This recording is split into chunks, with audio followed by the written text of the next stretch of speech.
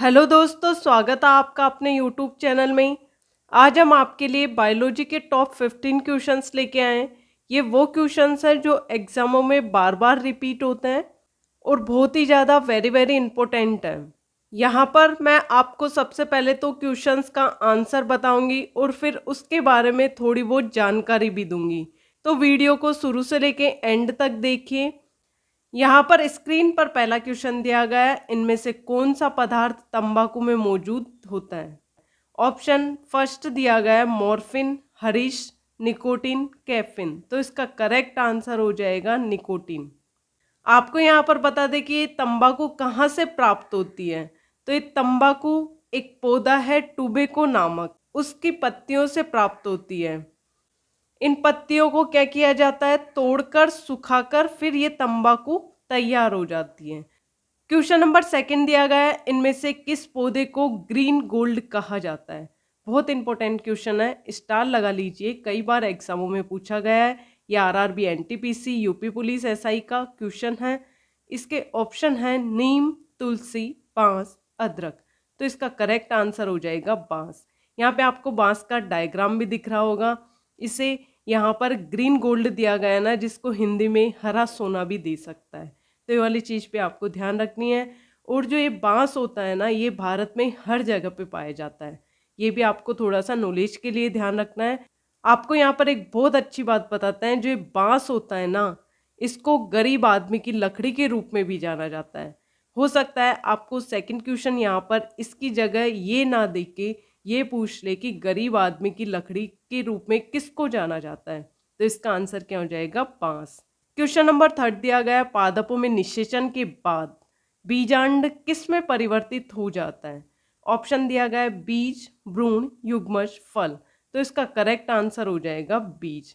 जो बीजांड होता है ना, वो किस में परिवर्तित हो जाता है, बीज के अंदर परिवर्तित हो जाता है। तो इसका ऑप्शन ए बिल्कुल करेक्ट आंसर है।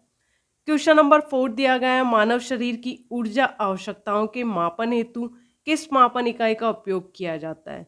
तो ये वाली चीज आपको ध्यान रखनी है। जो ऊर्जा की बात करेगा ना, ऑप्शन ए है कैलोरी, ओम, अर्ग, जूल। तो इसका करेक्ट आंसर हो जाएगा कैलोरी। क्वेश्चन नंबर 5 दिया गया है, आधुनिक मनुष्य का वैज्ञानिक नाम क्या है। ऑप्शन है होमो हैबिलिस, होमो इरेक्ट्स, होमो सैपियंस, होमो निएंडरथालिस। तो इसका करेक्ट आंसर हो जाएगा होमो सैपियंस। ये कई बार क्वेश्चन पूछा गया है, स्टार लगा लीजिए। क्वेश्चन नंबर 6 दिया गया है, जंतुओं का सबसे बड़ा समूह है। ऑप्शन है निमेटोडा, आर्थ्रोपोडा, एनिलिडा, मोलस्का। तो इसका करेक्ट आंसर हो जाएगा आर्थ्रोपोडा। ये वाली चीज आपको ध्यान रखनी है कि जंतुओं का सबसे बड़ा समूह हो जाएगा आर्थ्रोपोडा।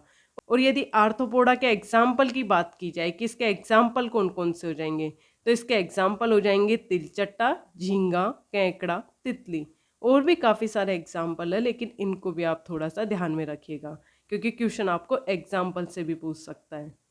क्वेश्चन नंबर 7 दिया गया है, पीछे की ओर उड़ने वाला। आज तक आपने देखा होगा कि पक्षी आगे की तरफ उड़ता है, तो एकमात्र पक्षी कौन सा है। इस दुनिया के अंदर एक पक्षी ऐसा भी है जो पीछे की तरफ उड़ता है। तो इसके ऑप्शन दिए गए हैं हमिंग बर्ड, अल्बाट्रोस, कीवी, बाज। तो इसका करेक्ट आंसर हो जाएगा हमिंग बर्ड। ये वाली चीज आपको ध्यान रखनी है कि हमिंग बर्ड एकमात्र ऐसा पक्षी है जो आगे की ओर ना उड़कर पीछे की ओर उड़ता है। तो ये वाली चीज आपको ध्यान रखनी है। डायग्राम में आप इस पक्षी को देख सकते हैं। क्वेश्चन नंबर 8 दिया गया है, निम्नलिखित में से कौन सा ग्रंथि मानव शरीर में पाई जाने वाली सबसे बड़ी ग्रंथि होती है। ऑप्शन है ग्रसिका ग्रंथि, स्तन ग्रंथि, यकृत, श्वेत ग्रंथि। तो इसका करेक्ट आंसर हो जाएगा यकृत। यकृत को इंग्लिश में लीवर आता है। यदि यहाँ पर यकृत के वजन की बात की जाए कि यकृत के अंदर वेट कितना होता है, तो 1.5 से 2 kg के लगभग इसके अंदर वजन होता है। ये वाला क्वेश्चन भी आपसे पूछ सकता है कि लीवर का वजन कितना होता है। ये क्वेश्चन भी कई बार पूछा गया है, सबसे बड़ी ग्रंथि का नाम बताइए। तो इसका आंसर हो जाएगा लीवर। क्वेश्चन नंबर 9 दिया गया है, मानव में भोजन और हवा के लिए, किस किस के लिए, भोजन और हवा की बात कर रहा है, के लिए सामान्य मार्ग है। ऑप्शन है कंठनली, ग्रासनली, नासागुआ, ग्रसनी। तो इसका करेक्ट आंसर हो जाएगा ग्रसनी। ये वाली बात बिल्कुल सत्य है कि जो ग्रसनी होती है ना, ये आहार तथा वायु दोनों के लिए उभयनिष्ठ मार्ग है। यहाँ पर आपको सामान्य मार्ग की जगह उभयनिष्ठ मार्ग भी दे देता, तो इसका आंसर भी हो जाता ग्रसनी। क्वेश्चन नंबर 10 दिया गया है, इनमें से कौन सा एक रक्त समूह नहीं है? ऑप्शन है ए बी सी ओ, तो इसका करेक्ट आंसर हो जाएगा सी। क्वेश्चन नंबर 11 दिया गया है, शरीर का कौन सा अंग खून के शुद्धिकरण से संबंधित है? ऑप्शन है दिल, पित्ताशय, गुर्दे, प्लीहा, तो इसका करेक्ट आंसर हो जाएगा गुर्दे। क्वेश्चन नंबर 12 दिया गया है, नीचे दी गई कोशिका को पहचानो। ये डायग्राम दिया गया है, इसके लिए बोल रहा है कि ये कौन सी कोशिका है, इसका नाम बताइए। ऑप्शन दिया गया है वृक्क कोशिका, पेशी कोशिका, अस्थि कोशिका, तंत्रिका कोशिका, तो इसका करेक्ट आंसर हो जाएगा तंत्रिका कोशिका। तंत्रिका कोशिका होती है ना, इसको न्यूरॉन के रूप में भी जाना जाता है, तो ये वाली चीज पे आपको ध्यान रखनी है कि तंत्रिका कोशिका को न्यूरॉन कोशिका भी कहा जाता है। ये डायग्राम आपको याद रखना है कि ये न्यूरॉन कोशिका का है। क्वेश्चन नंबर 13 दिया गया है, मानव शरीर की सबसे लंबी हड्डी कौन सी है? ऑप्शन दिया गया है जान्हवी, टीबिया, उरोस्थी, जांग की हड्डी, तो इसका करेक्ट आंसर हो जाएगा ऑप्शन डी, जांग की हड्डी। चलिए डायग्राम की तरफ। मैं यहाँ पर जांग की हड्डी को सर्कल करने जा रही हूँ और इस हड्डी का नाम है फीमर। तो ये वाली चीज आपको ध्यान रखनी है कि हमारे शरीर की सबसे लंबी हड्डी है जांग की हड्डी, और उसके अंदर से भी पूछा जाए कौन सी, तो इसका आंसर हो जाएगा फीमर। आपको यहाँ पर पूछा गया है सबसे लंबी हड्डी कौन सी है। यदि आपको क्वेश्चन पूछा जाए कि सबसे छोटी हड्डी कौन सी होती है हमारे शरीर की, तो वो कौन सी हो जाएगी? स्टेपीज। ये कहाँ पर होती है? हमारे कान के अंदर होती है। तो ये वाली चीज पे आपको ध्यान रखना है कि जो हमारे शरीर की सबसे लंबी हड्डी है उसका नाम है फीमर, और जो हमारे शरीर की सबसे छोटी हड्डी है वो हो जाएगी स्टेपीज, जो हो जाती है हमारे कान के अंदर।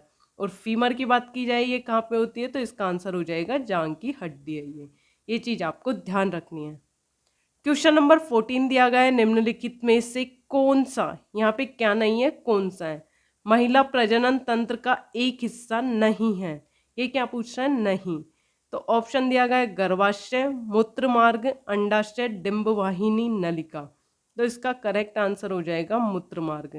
क्वेश्चन नंबर 15 दिया गया है, इनमें से कौन सा सामान्यतः चूहा, पिस्सू से संक्रमित होता है? ये भी बहुत इंपॉर्टेंट क्वेश्चन है कि चूहा से कौन सा रोग होता है।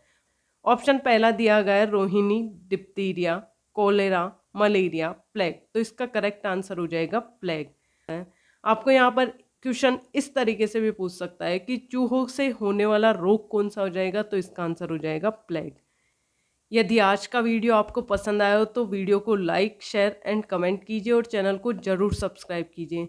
हम आपके लिए बहुत अच्छी वीडियो लेके आएंगे और आपके लिए काफ़ी ज़्यादा फायदेमंद होने वाली है आने वाली एग्ज़ामों के लिए। तो आप इस चैनल पर बने रहें। धन्यवाद।